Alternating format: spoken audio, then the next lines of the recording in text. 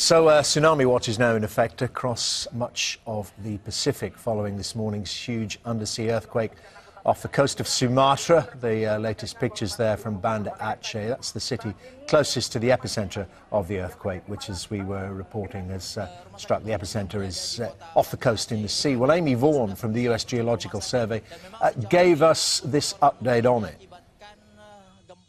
We have detected a preliminary magnitude of 8.7. And just so you know, this is very preliminary information, and we are currently evaluating more of the data to see if this magnitude is accurate, and also the depth, and also to determine what type of fault mechanism this was to better determine what kind of damage and tsunami potential may exist with this. An Indian-wide tsunami warning has been issued. And with that, basically, with an earthquake of this magnitude, it's certainly considered tsunamigenic, generally speaking, if it's shallow like this one is, within about 32 kilometers depth. And with that, what happens is basically a large body of water is disturbed by the faulting, which we can assume, if this is the correct type of faulting, would be potentially uplifted by the movement of the fault, which would then create the tsunamigenic effect ocean-wide. And, of course, being this close to the west coast of Sumatra, this could be very devastating to that coastline again, and perhaps other places in the Indian Ocean like before in 2004. That's Amy Vaughan from the US Geological Survey. As you heard, they're evaluating the effect of this 8.7 magnitude earthquake hitting off Aceh province. Well, as we were telling you, authorities in India have told residents of the country's east coast to move away from the shore because of those tsunami warnings. Alex Rossi joins us live from the capital, Delhi. And what else have they been saying, and what have you heard there about the quake?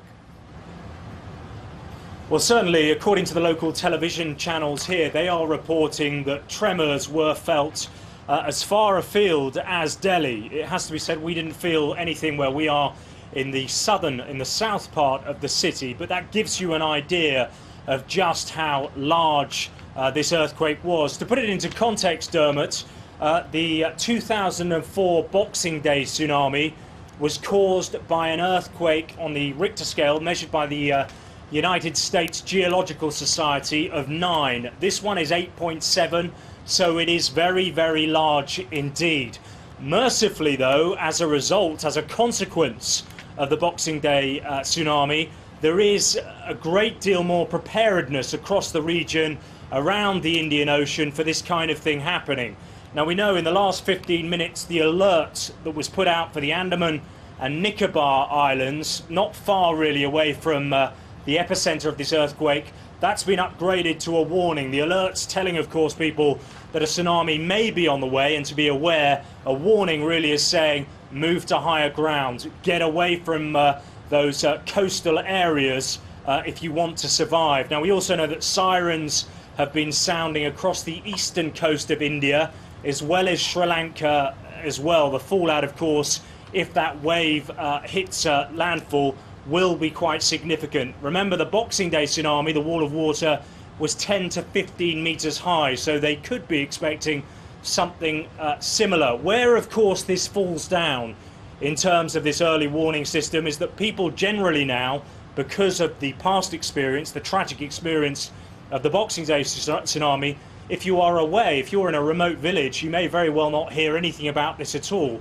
Then, of course, that really is the worry now for those people in more remote areas along the eastern coast of India, also around Sri Lanka and in the Nicobar and Andaman Islands as well. Of course, yeah. I mean, all just precautions at the moment, Alex, because we don't even know whether such a wave exists. What are the timings on this, though, given when the earthquake occurred and how far away it is from India? It takes a few hours, one would presume, if it does exist, to travel across that large ocean.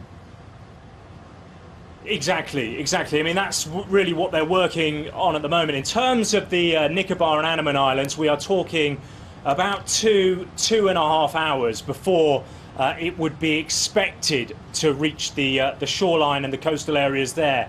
So you're talking probably about several hours for Sri Lanka and India. In that time, of course, because, as I was saying before, because of the consequences of the 2004 Boxing Day tsunami, that alert system is now in place. That alert system remember, was set up at a conference of the United Nations in Kobe, Japan, in 2005. It came online in June 2006, so it has been in place for some time. The other thing to remember as well, Dermot, is that many of these coastal areas as well, they do have drills, they have tests, they go through the procedures to make sure that when an event like this does happen, they are ready for it. So in terms of preparedness, comparatively to what we saw in the 2004 tsunami, people in this Indian Ocean region are much more ready for this kind of thing, should of course it meet the land.